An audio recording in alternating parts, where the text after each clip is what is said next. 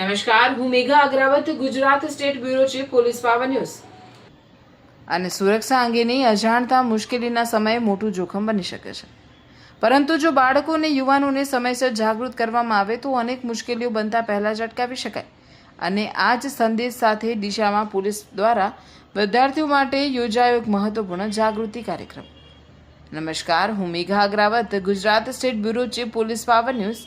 આજે વાત એક એવા કાર્યક્રમની જ્યાં પોલીસ માત્ર કાયદો અને વ્યવસ્થા જાળવતી સંસ્થા તરીકે નહીં, પરંતુ વિદ્યાર્થીઓની મિત્ર, માર્ગદર્શક અને સુરક્ષાની સહભાગી તરીકે જોવા મળી. ડીસા શહેર દક્ષિણ પોલીસ સ્ટેશન દ્વારા પોલીસ ઇન્સ્પેક્ટર MB કોટવાલ સાહેબના માર્ગદર્શન હેઠળ મહિલા police sub inspector RM Chavda, head constable Sagarbhai તથા ડીસા શહેર દક્ષિણ પોલીસ સ્ટેશનના સ્ટાફ દ્વારા મહારાણા પ્રતાપ સ્કૂલ ડીસા ખાતે ટ્રાફિક જાગૃતિ, સાયબર ગુનાઓ અંગે જાગૃતિ અને મહિલા સુરક્ષા વિષયક મહત્વપૂર્ણ કાર્યક્રમ યોજવામાં આવ્યો. આ કાર્યક્રમ માત્ર એક શાળાનો કાર્યક્રમ નથી. આ એક એવી પહેલ છે જે આજના વિદ્યાર્થીઓને આવતીકાલના જાગૃત અને જવાબદાર નાગરિક બનાવવાનો સંદેશ આપે છે. સૌ પ્રથમ વાત કરીએ ટ્રાફિક જાગૃતિની. રસ્તા પરની એક નાની બેદરકારી ક્યારેક આખા પરિવાર માટે જીવનભરનું દુઃખ બની શકે છે. હેલ્મેટ પહેરવું, વાહન ચલાવતી વખતે મોબાઈલનો ઉપયોગ ન કરવો, ટ્રાફિક સિગ્નલનું પાલન કરવું, ગતિ મર્યાદાનું ધ્યાન રાખવું અને સગીર વયે વાહન ન ચલાવવું આ માત્ર ટ્રાફિકના નિયમો નથી, આ જીવન બચાવવાના નિયમો છે. વિદ્યાર્થીઓમાં નાની ઉંમરથી ટ્રાફિક શિસ્તના સંસ્કાર ઊભા થશે તો આવતીકાલે આપણા રસ્તાઓ વધુ સુરક્ષિત બની શકશે. હવે વાત સાયબર સુરક્ષાની. આજે મોબાઈલ આપણા હાથમાં છે અને તેની સાથે આખી ડિજિટલ દુનિયા પણ આપણા હાથમાં છે, પરંતુ એક ખોટી લિંક, એક અજાણ્યો સંદેશ, ગુપ્ત નંબરની માહિતી કે વ્યક્તિગત ફોટા અને માહિતી અજાણી વ્યક્તિ સાથે વહેંચવાની ભૂલ મોટી મુશ્કેલી ઊભી કરી શકે છે. વિદ્યાર્થીઓ એક વાત ખાસ યાદ રાખવી જોઈએ: પાસવર્ડ કે ગુપ્ત નંબર કોઈને આપવો નહીં, અજાણી લિંક ખોલવી નહીં અને વ્યક્તિગત માહિતી અજાણ્યા લોકો સાથે વહેંચવી નહીં.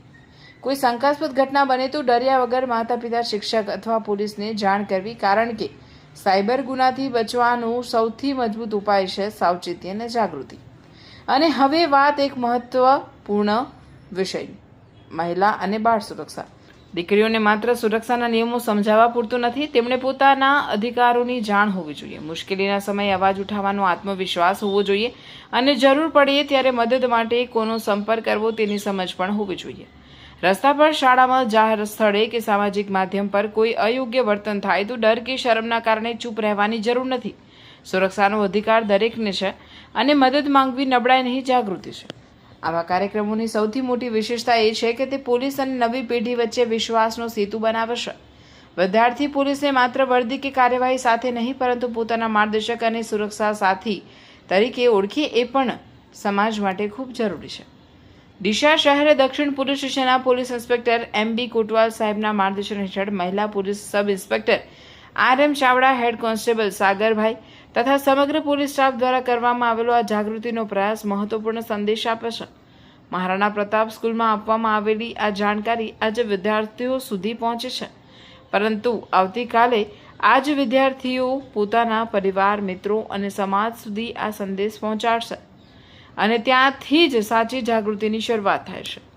સુરક્ષિત રસ્તા માટે ટ્રાફિકની સમજ જરૂરી છે, સુરક્ષિત ડિજિટલ જીવન માટે સાયબર જાગૃતિ જરૂરી છે અને સુરક્ષિત સમાજ માટે મહિલા અને બાળ સુરક્ષા પ્રત્યે જાગૃતિ જરૂરી છે. કારણ કે પોલીસની કામગીરી માત્ર ગુનો કે અકસ્માત બન્યા પછી કાર્યવાહી કરવાની નથી. ગુનો અને અકસ્માત બને તે પહેલાં સમાજને જાગૃત કરવો પણ અસરકારક પોલીસ કામગીરીનો મહત્વપૂર્ણ ભાગ છે. આવા જાગૃતિ કાર્યક્રમો વધુમાં વધુ શાળાઓ અને કોલેજો સુધી પહોંચે તો જાગૃત અને સુરક્ષિત સમાજના નિર્માણમાં ચોક્કસ મહત્વપૂર્ણ યોગદાન આપી શકે. હું Megha Agrawat, Gujarat state bureau chief police power news. જાગૃત વિદ્યાર્થી, જવાબદાર નાગરિક, જાગૃત નાગરિક, સુરક્ષિત સમાજ અને પોલીસ પ્રજાનો વિશ્વાસ, સુરક્ષિત ગુજરાતનો મજબૂત આધાર. જય હિન્દ, જય ભારત. મને કોઈ જેન્સ રિસીવ કરેલો છે એવું સામેવાળી વ્યક્તિને લાગે તો એ રીતનો પ્રશ્ન થાય છે. અને જેન્સે રિસીવ કરેલો હોય છે ફોન અને સામે કોઈ લેડીઝ હોય છે જે ન્યૂડ વિડીયો બની જાય છે. આપ બધા બાળકો છો, મારે આ શબ્દ ના કહેવા જોઈએ, પણ તમને જ્યારે હું સાચા શબ્દોમાં સમજાવીશ તો તમે સમજી શકશો કે ન્યૂડ વિડીયો આવે છે, પછી એનો સ્ક્રીનશોટ એ લોકો લઈ લે છે, સ્ક્રીનશોટ લઈ લે છે, ફોટા લઈ લે છે, પછી એ વસ્તુના કારણે એ લોકો સામેવાળી વ્યક્તિને બ્લેકમેલ કરે છે. તમે આટલા પૈસા આપો નહીં તો તમારા વિરુદ્ધમાં આ રીતની ફરિયાદ કરવામાં આવીશું.